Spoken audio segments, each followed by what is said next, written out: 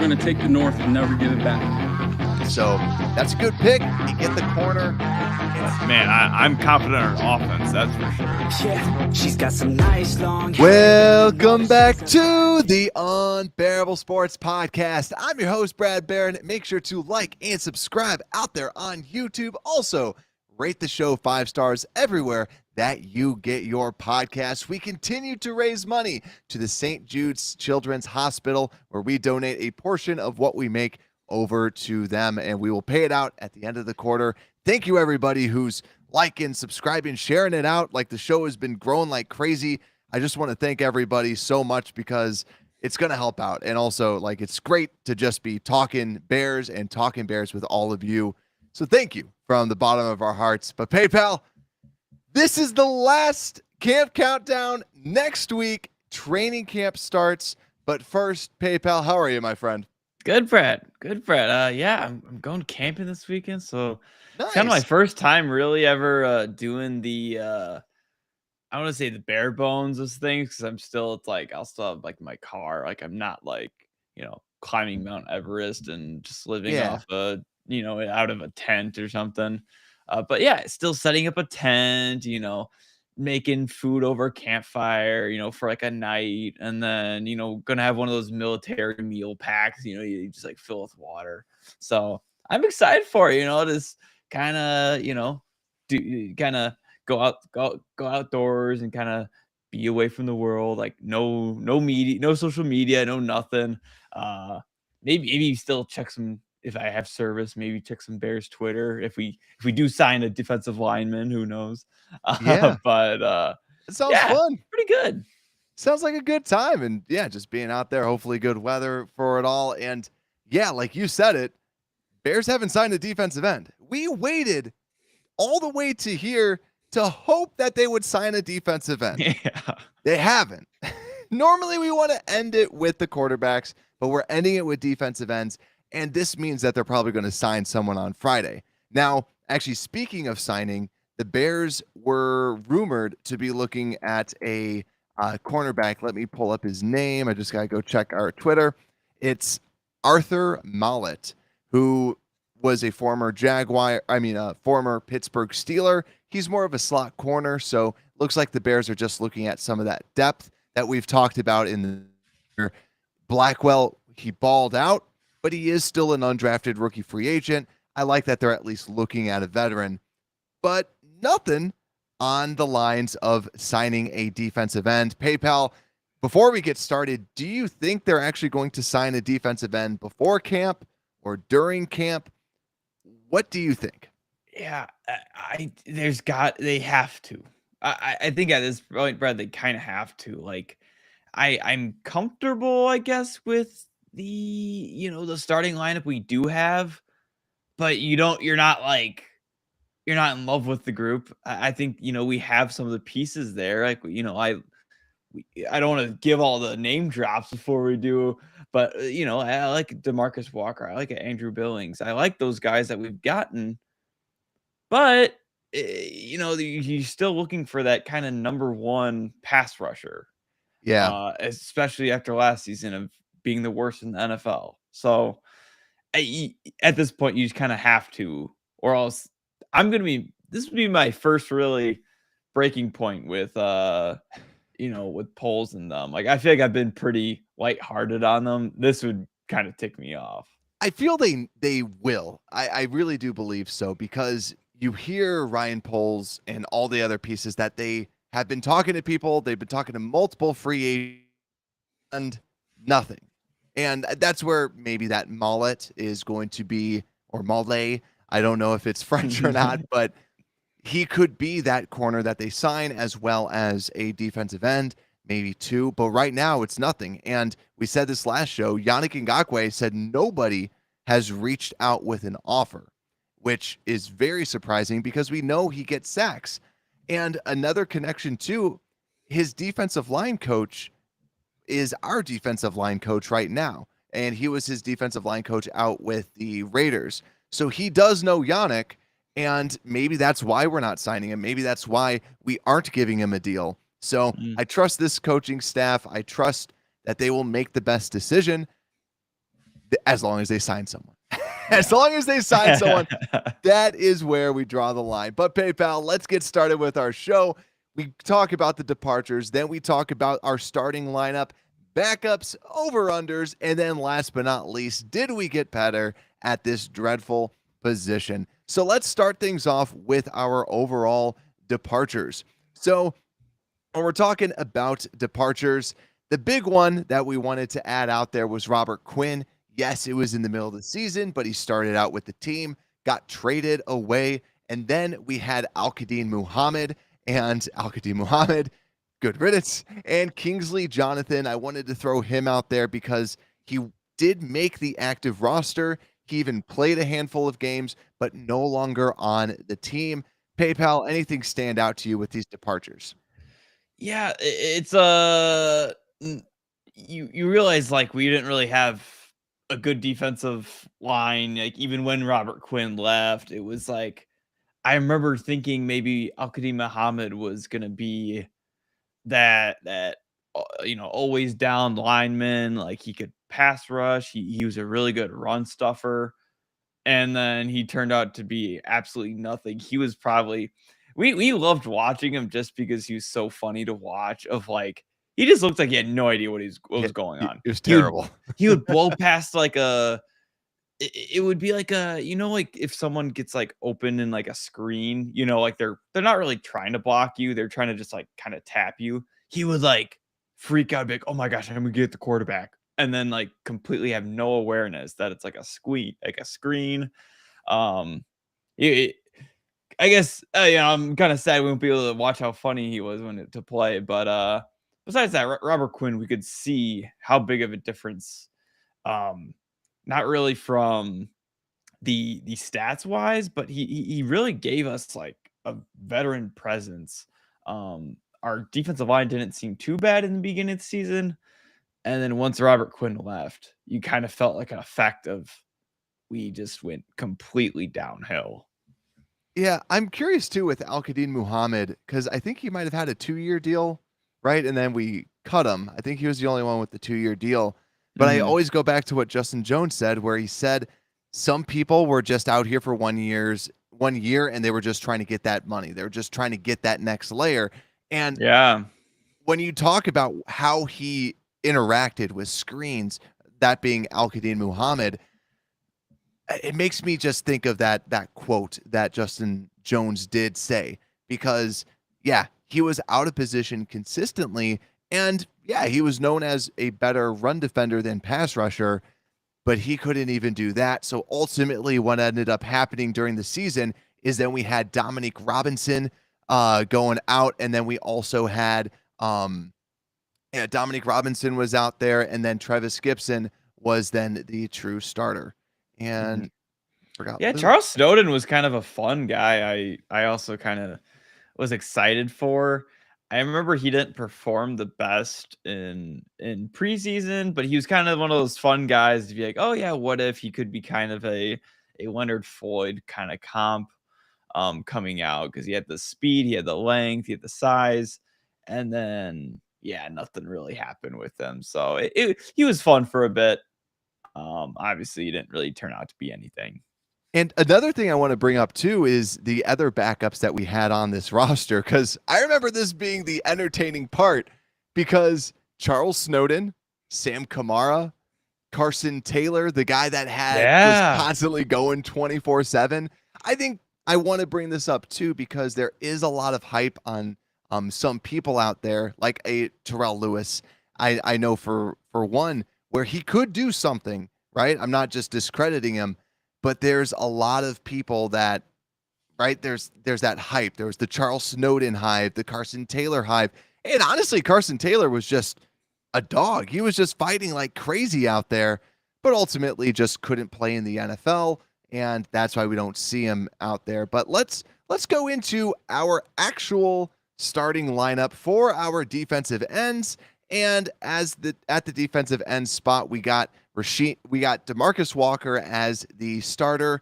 Trevis Gipson is listed as the starter on our lads, but then Racine Green, the backup for DeMarcus Walker, and then Dominic Robinson as well as the other backup. Then Terrell Lewis, DeAnthony Jones, and Jalen Harris are then the third string and fourth string defensive ends. So let's go over to the first one, the big name free agent, I guess you could say. $7 million a year isn't that big of a big name, but he was the biggest name that we got, and that is DeMarcus Walker entering his 7th season. We did break him down a little bit on the defensive tackle show, but 28 years old, 32 tackles last year, 7 sacks, and really coming off of a career year and signing that 3-year, $7 million deal is a pretty decent type of a pay, but it's not overhauling it. PayPal, I guess, what do you think about him at defensive end? Do you think this is our saving grace at defensive end? What do you think of DeMarcus Walker?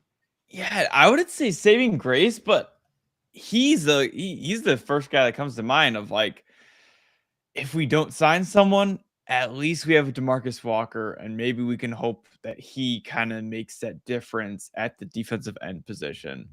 I have a lot more confidence than when we had Al-Qadim Muhammad signing a guy like DeMarcus Walker. First off, you see he was like the best personality to come out of, this offseason. Like, he has the charisma, he has the leadership, he has that super fiery passion and love for football that Eberflus and this coaching staff like really wants in a player. But we also see him working his tail off this offseason with all these workout videos, running the sand, all of this. And I really think he's going to be a great person to play alongside these defensive tackles we've mentioned in previous shows. Of he's going to get open, and he's going to get one-on-one matchups. He's going to get free, and whether that's in the run game, I truly think he's a great or pretty decent run stuffer. Not the best, but he's good. And then same with his pass rushing grade. He's a very middle of the guy. He can play every single down, and I think he's going to do some stuff on this team. Yeah, to me, DeMarcus Walker is a good rotate. Just where he can fit is everywhere. My biggest fear about him, though, is he's a very good defensive tackle. I said this on the defensive tackle show. He got most of his production as a defensive tackle. So the big question to me is, can he be a defensive end that can produce? Because if he is the guy, right? We talked about the free agents. Let's assume we don't sign a free agent, and he has to be the guy. I like what you were talking about with his run defense. I like him being that run defender, and then that allows like a Dominic Robinson, a Trevis Gipson to then be more of a third down pass rusher, which I then like a little bit more. So I think he gives you versatility, but I don't think he's a game wrecker by any stretch of the imagination. That's well put. Yeah, like he kind of reminds me of last year, how we saw how Trevis Gipson didn't had that second year that we all wanted, because it's like he's not a number one. Like, he will play really well behind a guy, and that's where DeMarcus Walker, I hope it's not the case like that, but I think that might be the case where we still need that number one guy, to kind of pair with a guy like Walker. Yeah, and I'm looking at Walker's stats too, right? 2 sacks before the 7-sack season in Tennessee. And something that I always like to think about is player progression is not linear, right? He's not going to be constantly going up. It goes all over the place. So last year could have been an outlier season. I don't like talking about it because you don't really have a lot of defensive ends, but I think what he will give us is someone who is solid, and just solid at the positions, and can play run and pass, which that stuff, I really, really like that at least. But let's keep on moving then, because DeMarcus Walker, like we said, versatile piece. That's where I'm going to be seeing is he going to be playing some defensive tackle during some of the training camps? Do they want him to play more of that position? But let's go over to the guy that was a beast 2 years ago, was one of my favorite players. I still really like him, but really struggled last season, and that is Trevis Gipson, who's slotted in as the starter, entering his 4th season, a contract season. He's 26 years old, had 3 sacks last season, which seemed high. 31 tackles, 4 run stuffs. Like we said, huge regression. The big question, PayPal, is he going to have a bounce back season? Now, he was the best pass rusher on the Bears with an 8.9% pass rush win rate, which still is not good, but he was the best pass rusher. And yeah, PFF had him ranked 111th out of 119 edges, right? The grades aren't everything, but you don't want to be last or you don't want to be close to last. PayPal, is he going to rebound? What do you say? Man, he's got to, Brad. I couldn't see. He's definitely not going to have a worse season. And kind of as that he's definitely going to be a second stringer, at least we hope, with getting a new defensive lineman hopefully soon. And that's his role. That's his role. He's a guy that's meant to come off the bench. And I think that's what we kind of learned last season. I don't like him out in the game all the time. Like I kind of like him coming out off the bench, kind of fresh, as as the other team is kind of more tired, and he just comes out fresh and wreaks havoc. Because man, I miss watching him. Just he's got one of the best celebrations, and I know you're a huge Marvel fan, so it's even better for you. But yeah, I miss how good he used to be with coming out as a more of a backup. And like what CBP film said, he did get double teamed quite a bit, and that just happens. Like we kind of saw it on like the offensive end with Mooney. It's like we thought Mooney was kind of that number one, and then we quickly found out, people would double him. Defenses would focus on Mooney. Offenses would focus on Trevis Gipson, and then they both had not as good of years or ones that we didn't expect. So I think Trevis Gipson as a backup is going to play a lot better, and I honestly get more stats, which is ironic because he'd play less, but he would do better. Yeah, and this is something that I feel is we haven't talked about Racine Green, but I see Rasheem Green as more of the run stuffer compared to Trevis Gipson. And Trevis Gipson has not shown that he's a good run stuffer. He likes to pin his ears back and attack, and he's good at it, right? 7 sacks. He had 5 forced fumbles 2 years ago. 7 sacks and 5 forced fumbles. Like, that's great. And 3 sacks last season, but did not look great because the points that you stated. And I think this is a huge season because remember, as a rookie, he was basically redshirted. And that's where we'll talk about Dominic Robinson next. Trevis Gipson was seen as this project, and he balls out, then does not do well. And that's where hopefully with having veteran leadership and not having your veteran get traded, because after Quinn got traded, there was no other leadership out there. Yeah, Justin Jones might talk smack about the Packers now, but he did not seem to be the leader in the locker room at that time.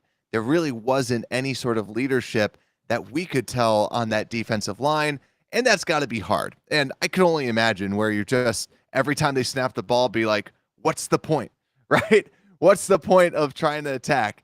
And yeah, he couldn't get much worse, but yeah, you just hope that he's not your starter day one because you hope that they sign someone. But let's talk about someone who might be fighting for one of those starting jobs, and that is Dominic Robinson. Dominic Robinson, like we said about Trevis Gipson, was supposed to be a red-shirted type of player because we know he played quarterback and every other position under the sun at Miami of Ohio. But now he's going into his second season, 6'5", 253 pounds, 25 years old, and had 1.5 sacks last season. And that was all in week 1. After that, had absolutely nothing, and ultimately got the starting job when they traded away Robert Quinn. And really after that, truly struggled, had a really poor 5.3 pass rush win rate, which awful, especially at the defensive end spot. And then, yes, 114th out of 119 for defensive end with a 45.9 overall grade. PayPal, like we said, he probably shouldn't have been playing last season. Do you think this is his Trevis Gipson season to then bounce up and get a potential 7-sack type of a season. Yeah, most people bounce back after, still playing, playing defensive end their whole college career. And Dominic Robinson didn't have that luxury. So he was learning it even more than anyone else, more than like a Trevis Gipson, like you mentioned. I think, I am not personally as optimistic as most people on Dominic Robinson. It was awesome that I think he's the only guy that got a sack on the left tackle for the 49ers. Yes. He was the only one to get a sack, probably because there's a monsoon. Yeah, because there's a monsoon, and Dominic Robinson probably did something that he never seen before, because this guy is he's a quarterback, and didn't really know how to read Dominic Robinson's pass rush. But yeah, then once people had film, like, okay, this guy's easy to block. But I'm optimistic about him a little bit, but I'm at this point, Brett. I just kind of want to see what he can do. I do think he will get a little bit better, but I think that's kind of why we have a Racine Green, kind of as a assurance guy of if Dominic Robinson doesn't turn out, or if they don't see anything in him. That's why we kind of have a guy like that. So I'm iffy with him. And my whole take on this is, please just sign someone. I know Rex said this in the comments. Yeah, just go pay Yannick, Justin Houston, something like that. Because just by signing that, you have the cap space. You can sign a defensive end, and you can have that defensive end playing for you. And one thing, too, well, what about the young talent, right? You're going to keep Dominic Robinson, and let's say Trevis Gipson looks phenomenal, and he's got this flip switched, and he's looking like he did 2 years ago. Then you can cut bait with Racine Green or someone like that, or keep an extra player, because we know, like we were talking about, Walker's versatility. So that's where I just don't understand. I mean, now especially, and that might be, we might just have to wait 6 more days, 7 more days for them to sign someone and get them in Chicago, because now it sounds like Poles has awakened from his slumber. He's talking to free agents. So that might be where he's like, hey, do you want a team right now? We're hiring. So I fully expect something to happen this week. If we don't, then we can start panicking a little bit more. But let's go over to the next newcomer that we ended up signing, and that is Racine Green. Racine Green, a pretty big veteran that's kind of traveled from many different teams. But Racine Green entering his 6th season, 6'4", 279. So a bigger body defensive end, 26 years old, 42 tackles last season, 3.5 sacks, 3.5 run stuffs. Like we said, very large defensive end.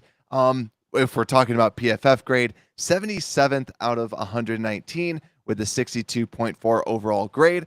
So nothing amazing. And I think that's the big piece. He's not great, but PayPal, where do you envision Racine Green kind of playing in this Chicago Bears defense? Hey, he's the first guy we've mentioned that has a lower than 100 PFF grade, or he's 77% or out of 119th instead of top 100. So that's a good sign.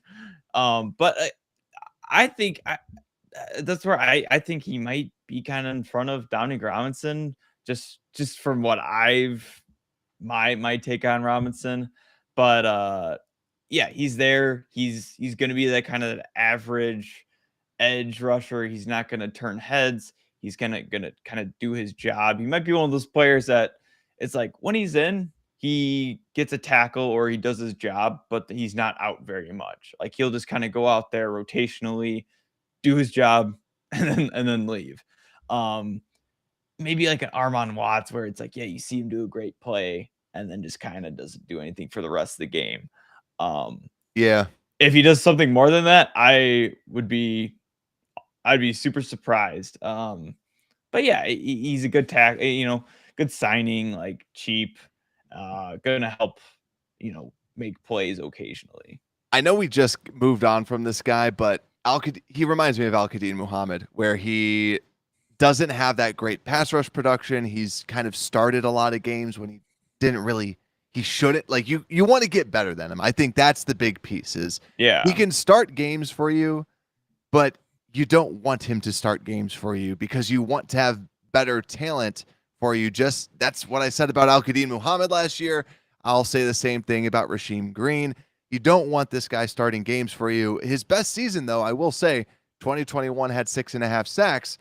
But yet again, you're not talking plus play here. You're talking about not great, right? Like I'm tired of settling for mediocre and trying to make it seem better. Like this guy is just very okay, and that's where I think he could play some of the run. But please, for the love of God, can we just sign someone?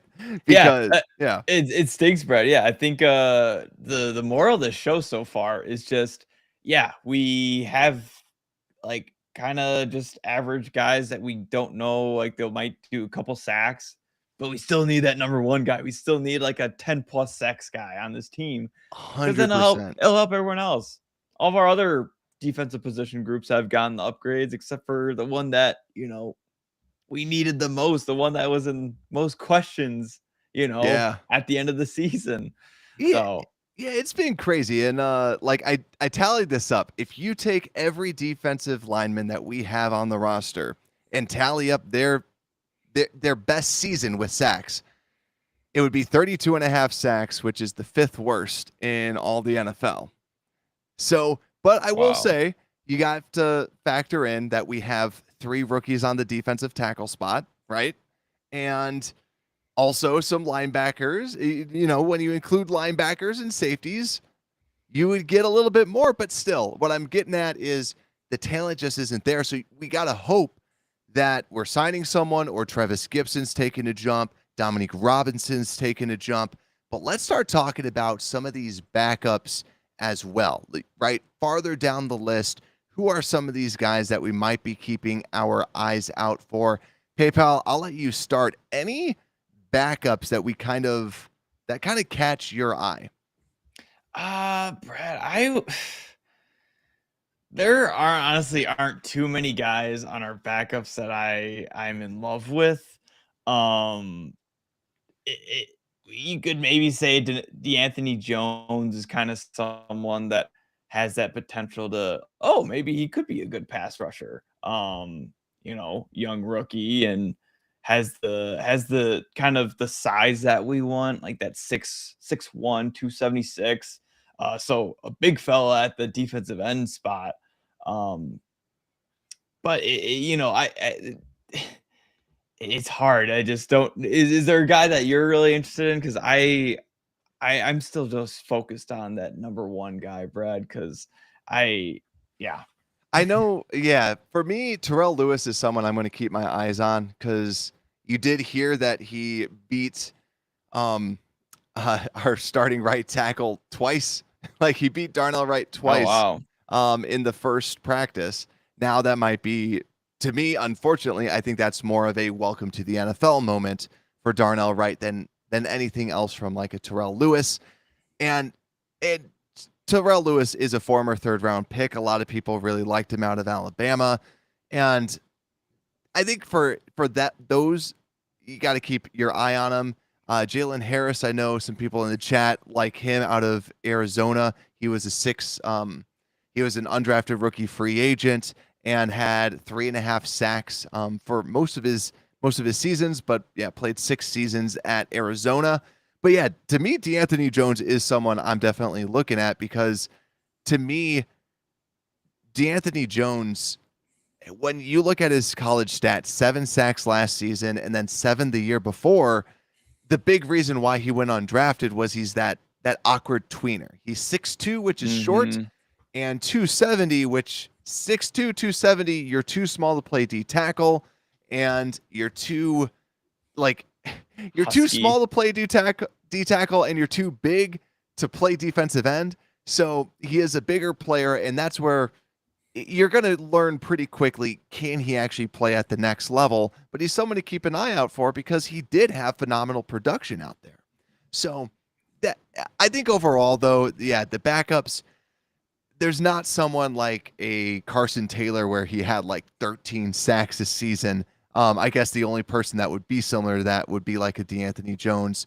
Jalen Holmes as well, kind of like a defensive end D tackle that's on the team. He's more of like a veteran that has just been around the league.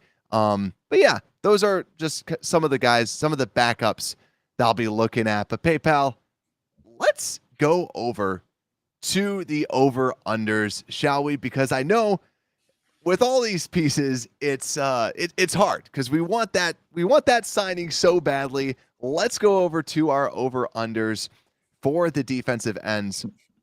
So, my first question, which one do you want to take? Do you want to take the first one or the second? I'll do the first one. I know you probably had to change some of these stats, like, probably if we did get a guy or if we didn't, you probably had to, change these some of these stats. I did, and I totally forgot to check it before we jumped on the show, so I'm glad that it stayed the same because the first over-under, and feel free to join everyone that's watching out on YouTube, the sack leader. Will the leader in sacks have over 8 sacks or under 8 sacks or exactly 8 sacks? That's a tough one, and always a good over and under number because I think of that 7 kind of as reachable for some of our guys, and I'm definitely thinking Trevis Gipson would be kind of the guy I'm thinking of that would get that 8 sacks if he does. But just with how things have been going and kind of how this team, I like our defensive tackles a lot. I think we're gonna get a lot of production out of them. But our ends, I just don't think are there yet. And they're gonna play better than last year, better than 3 sacks. They might, but they'll get maybe like a 6 or a 7. So I'm going to say that, Trevis Gipson will be the closest with like 7.5, 7 sacks, but he won't get above that 8 because that getting above that 8, you're kind of getting to that. Oh, wow. That was a good sack season. Like when you start getting closer to that double digit range. Yeah. He's not there yet. I agree with you there. And Bears Bones saying 8 exactly. But yeah, it does seem like if we had double digit sacks, I'd be really surprised out there. But the next one, forced fumbles at 4. I'm going to go over. I just think that I'm going to go push. I think it's going to be exactly 4. I think because of this coaching staff, they're going to be teaching the defensive ends how to strip. And this is 4 forced fumbles for the defensive ends, not for the entire team. But I think that they can get that exact amount because of the coaching. So PayPal, the big question, the third one, over-unders on free agents signed. I mean, let's make a distinction. Key free agent signed, not free agents, over all the time. Set at 0.5. Are they going to sign a big free agent? Yes, I think it's at this point, and you kind of said it earlier this show. I trust the coaching staff, and I trust Eberflus basically kind of hinted at that he was maybe a month or so ago he had that interview, and he basically said, yeah, we're looking at guys and gonna possibly get a defensive end soon, and we have the money. It's like, why wouldn't we? Why not even sign like a Justin Houston, like a guy that does, if you are worried about Yannick Ngakue, which I don't know why they would be, just get someone that has proven over like 10 seasons of production, and get a Justin Houston. So I think it's an easy yes. Yeah, we need it. Just please, for the love of God. But the last one, Trevis Gipson starts. I set the line at 9, and I'm gonna go under. I don't, even though that what I said about Racine Green, I still think that your starters are the people that do well against the run. And that's where I could see a Racine Green potentially starting over him, or even Dominic Robinson. I could see him having a better training camp and then they adjusting that way, right? Then maybe Dominic Robinson is starting. I just don't think that Gibson especially because you're factoring in what if they sign another free agent. And that's where I think this is pretty easy. I don't think he's going to start 9 games. But PayPal, now the big question. We aren't going to, let's pretend we're not going to sign a free agent. We are purely looking at this group compared to last season. So last season, I guess the big thing is, do we factor in Robert Quinn? Yeah, I'm factoring in Robert Quinn. Yeah. Like if we factor in Robert Quinn, it's kind of a push. I mean, it's like I know you always like to do the spread, you do the comparison. Robert Quinn, Al-Qadim Muhammad as your starters, or DeMarcus Walker, Trevis Gipson. And there you already have kind of 2 guys. Robert Quinn, all pro player, has proved a lot over the years. Didn't obviously have an amazing year last year, but you could see when he left. So I would say it's kind of a push if you factor in the Robert Quinn. Almost even last year, we almost got then actually worse, including Robert Quinn. But if you're not including Robert Quinn compared to when we were at the end of the season, I think we definitely got better with the DeMarcus Walker addition. Yeah, I agree. I agree too. It depends on where you set the line, right? And I think it makes it more interesting when we talk about having Robert Quinn, because you would assume that Trevis Gipson, Dominic Robinson should be better this year than they were last year. And I think something that makes this exercise almost cheap is everyone sucked last year. Most people sucked last year, and the people that were good were like the returning good players. And I think Dominic Robinson, Trevis Gipson should kind of get that regression, the progression to the mean and get better, because you can't get much worse than they were last season. And I think that Racine Green and Al-Qadim Muhammad ultimately is a push to me. I think that they're very, very, very similar, and it boils down to Robert Quinn versus DeMarcus Walker. And yes, even though that Robert Quinn had a down year, I still feel like he was better than a DeMarcus Walker when we were heading into things. Even though I know last season, you can play it back if you want to, I was saying that Robert Quinn was going to have most likely a down year. He's not going to produce again because Father Time's undefeated and he's a speed rusher. So ultimately, I'm saying we got worse. Because just like when you're talking about the starting, what we had at the beginning of the season to now, I just don't think it, especially since I like DeMarcus Walker as a D tackle, and he can play D end. He's a solid D end, but I think that his best position is D tackle. Yeah, I'm going to just say slightly better, just like only because I do think Trevis Gipson will do better this year. He definitely he's gonna get more sacks, and he's gonna hopefully get more one-on-one matchups with the DeMarcus Walker, and honestly having that more a lot more guys in the D tackles, hopefully taking up 2 bodies instead of 1. So hopefully that'll help like a Trevis Gipson get those one-on-one matchups. But it's definitely, we wish it was easier said, because this was kind of the hardest one I feel so far, and this was our worst position group by far last year. So barely even getting better or even getting worse. We saved the show for the end because we thought we would probably have a fun little ending with getting a guy, but let's just say, going to the training camp suspicious, I guess, with our defensive line. And let's just say, if this is a push, like we'll say this is a push, because I said slightly worse, you said slightly better. Yeah. We'll say it's a push. This is a push on our worst position. That's not good. So please, signing someone isn't going to all of a sudden turn this entire defensive end group around, but it will make it better, and it will just add some depth to this team. So we'll just have to see what the Bears ultimately do. Yeah, and I really think, someone said in the comments before, and I do kind of agree with this.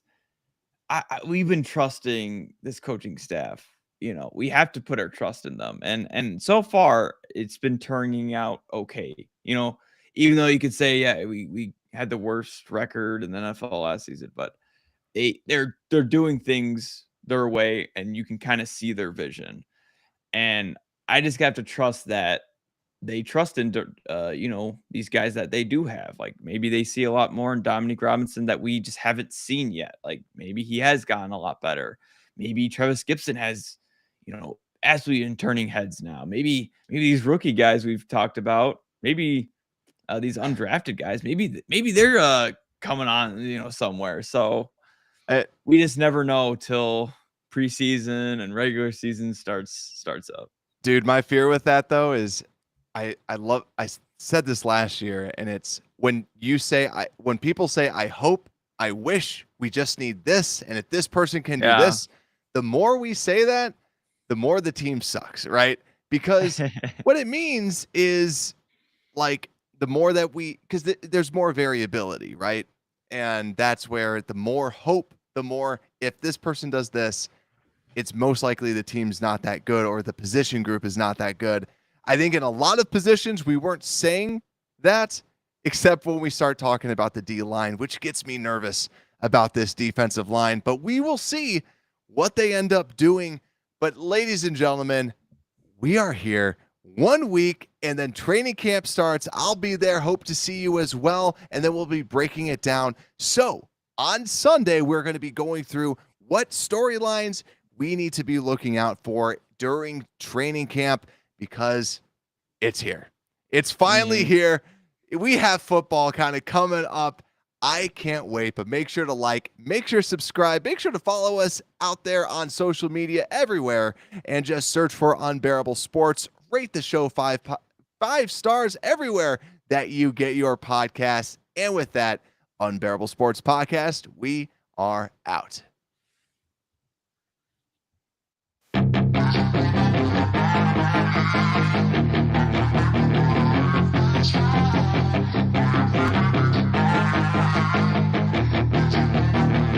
Yeah, she's got some nice